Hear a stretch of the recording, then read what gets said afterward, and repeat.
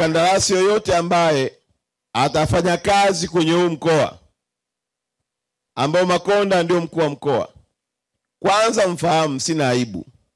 La pili, naheshimu makubaliano. Hapa tumeambiwa miaka 2.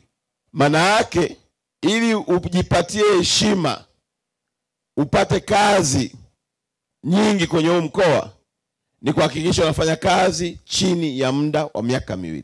Mkuu wa wilaya ameombea kazi hapa, na mimi ningependa vijana wapate kazi, lakini pia tujiheshimu hiyo kazi na tujitume.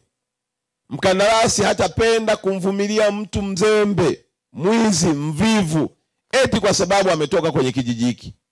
Huyo fukuza, na ikiwezekana wape taarifa polisi wamchukulie hatua. Longido ni moja ya wilaya ya wafugaji. Monduli ni wilaya ya wafugaji. Nyinyi mnao design na nyinyi watendaji wa mkoa, maelekezo yangu mnayo.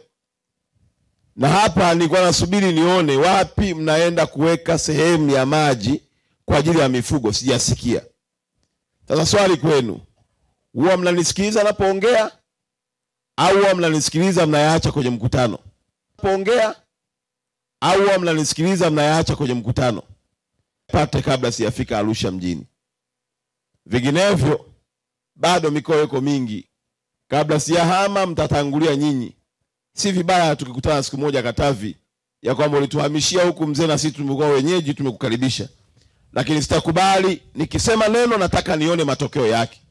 Nitarejea kuona ya kwamba eneo la malisho, eneo la maji yapo, ili wafugaji waifurahie hii miradi ya maji, kwa sababu si tu kwa ajili ya binadamu, ni kwa ajili pia ya uchumi wao.